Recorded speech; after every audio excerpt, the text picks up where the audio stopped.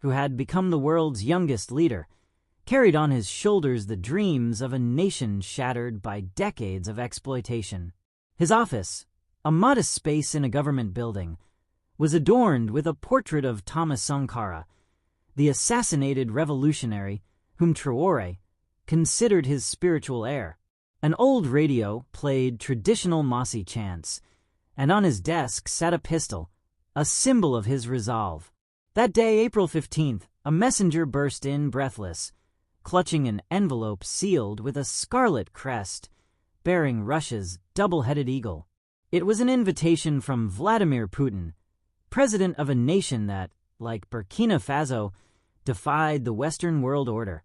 Traoré opened the envelope carefully, his calloused fingers brushing the thick paper. Putin's words were direct, almost poetic. "Captain Traoré, your courage is a flame that lights up Africa. On May 9th, for the 80th anniversary of Victory Day, come to Moscow. Together, we will celebrate the resilience of free peoples and forge a future where no nation bows." Traoré felt his pulse quicken. This invitation was not a mere diplomatic trip. It was a historic opportunity, a moment to reshape Burkina Faso's destiny and send a resounding message. Africa would no longer be the plaything of foreign powers. He closed his eyes, and a memory took him back to his childhood in Kara, a village in northern Burkina Faso. At 10, he listened to his grandfather recount how French colonists had plundered their lands, imposed crushing taxes, and broken spirits. But Sankara, the old man said, he dared to say no. He dreamed of a free Burkina, and they killed him for it. The young Ibrahim, eyes gleaming, swore to carry on that fight. Today, as president, he knew Moscow was his chance to fulfill that oath. Burkina Faso was suffocating. Jihadists ravaged the Sahel, killing farmers, burning schools. The economy, shackled by trade agreements dictated by Paris and Washington, left 40% of the population below the poverty line. France, after decades of domination, had left in 2023, expelled by Traoré, but without leaving solutions. Russia, however, promised modern weapons, military trainers, fair markets for gold and cotton, and even technology for agriculture and energy. This trip, Traoré knew, was to secure all that, and more, to show that Africa could choose its allies without permission. He summoned his brother Inusa, his closest advisor, a man whose face was weathered by years of struggle. "Inusa," Traoré said, holding up the letter, "Putin invites me to Moscow for Victory Day. It's not just a parade. It's a chance to bring drones for our soldiers, tractors for our fields, factories for our gold. But above all, it's a chance to tell the world, Africa is not for sale." Inusa, cautious, replied, "Ibrahim, it's a bold gamble. Other African presidents got the same letter, but they're refusing.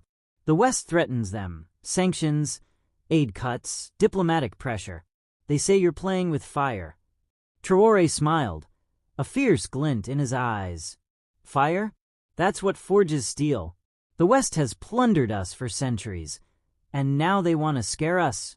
No, Inusa, I'm going to Moscow for our people, for Sankara, for Africa."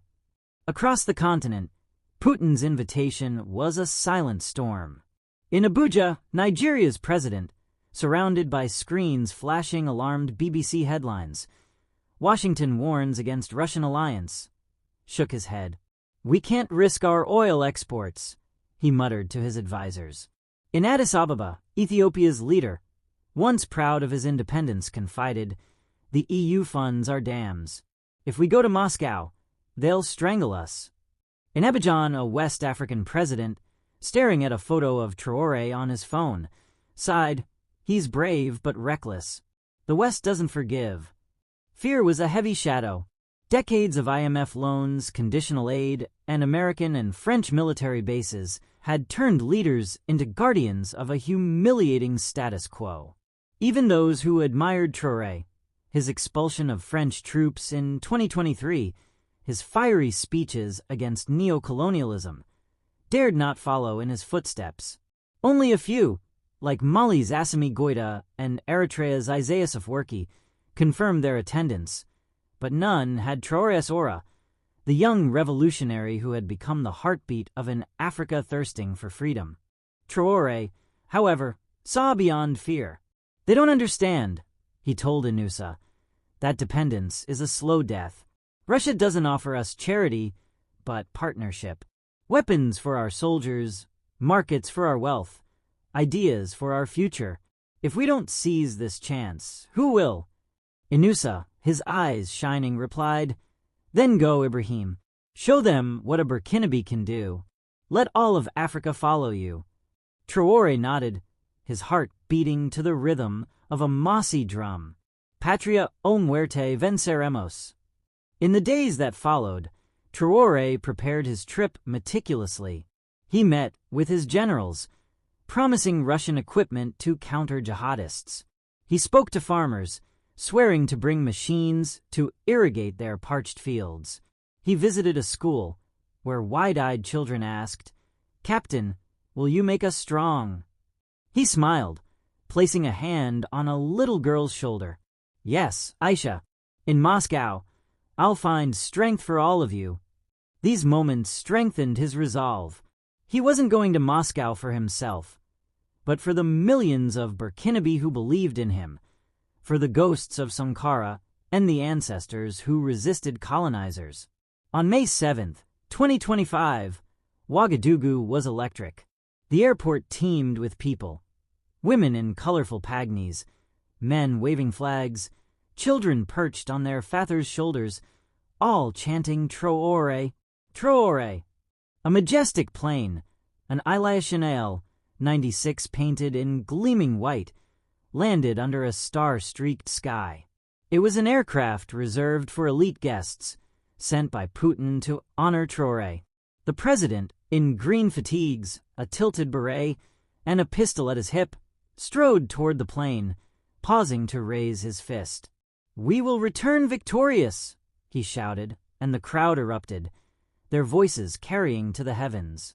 As the plane took off, four silhouettes emerged in the darkness. Sukhoi Su-57s, Russia's most advanced fighters, their sleek wings and roaring engines like lions on the hunt. These machines, capable of evading radar and striking thousands of miles away, formed a perfect square around Traoré's plane. Inside, the Russian pilot spoke. "Captain Traoré, this is Commander Dmitry Volkov. Our Su-57s are escorting you to Moscow. You are under Russia's protection." Traoré, gazing at the jets through the window, felt a warmth in his chest. This is more than an escort, he thought. It's a statement. Africa is respected. The flight was an Odyssey. Over the Sahara, its golden dunes shimmering under the moon, Traoré thought of his father, a farmer who taught him never to bow his head. Over the Mediterranean, he recalled the colonial ships that carried away Africa's gold and souls. Over Europe, he imagined Western capitals, furious at his audacity. Beside him, Inusa, silent, read reports on the needs of Burkina Faso's army.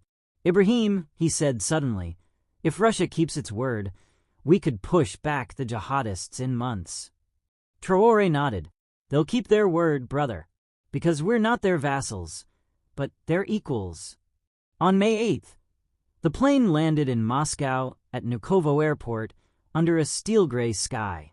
A guard of honor in impeccable uniforms formed a corridor, and Vladimir Putin, dressed in a dark suit, stood at the center.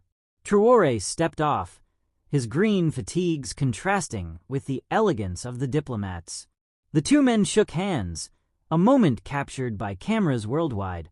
"Captain Traoré," Putin said, his voice resonating like a drum, "you are a lion of Africa, a man who makes empires tremble. Welcome to Moscow. Today, you are our brother, and together, we will defy those who seek to chain us." Traoré, standing tall like a baobab, replied, "President Putin, Burkina Faso is here because you respect us as partners, not servants. Let this day mark the start of an alliance that will change history. They climbed into an armored limousine, driving through Moscow's streets, where Russian and Burkinabe flags flew side by side. In the Kremlin's gilded halls, around a table laden with steaming tea and blinis, Putin spoke with rare candor. "Ibrahim," he said, "I've followed your journey, expelling the French, giving hope to your people, defying the West. It takes courage few possess. Russia knows this fight. They sanction us, isolate us, but we stand tall. I offer you drones, helicopters, trainers to crush your enemies. I want your gold to be sold at its true value, not stolen by Paris. But I see further, a strong Africa, with you at its helm." Traoré, ever pragmatic, replied, "Weapons are vital, but my people are hungry.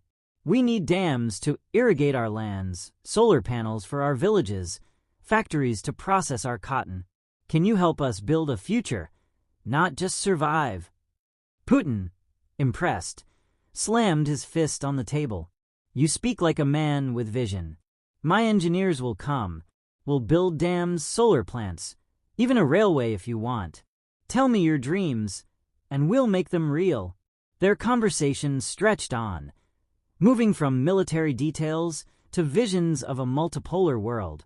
Putin shared how, as a young KGB officer, he learned that strength comes from will, not wealth.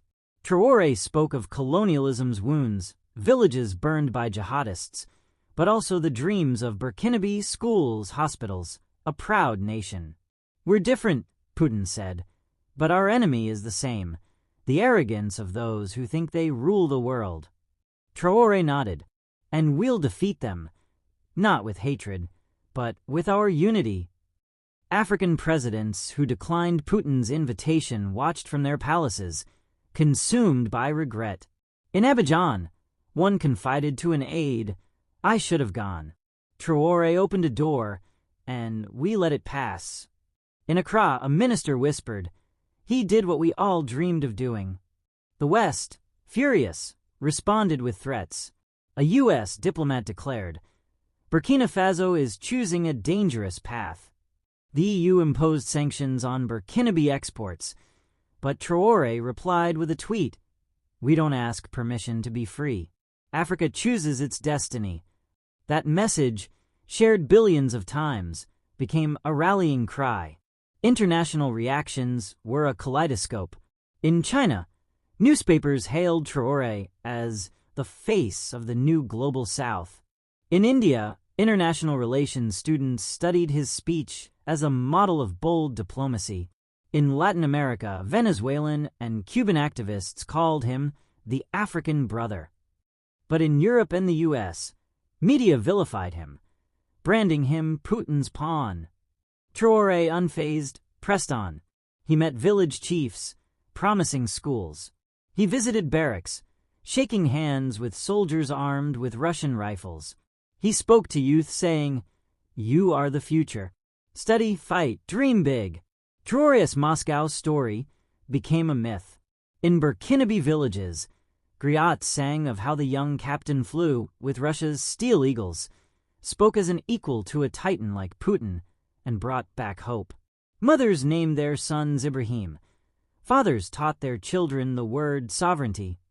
An old woman from Dori, a survivor of a jihadist attack, told her grandchildren, "When Traoré went to Moscow, he brought light. Our fields are green."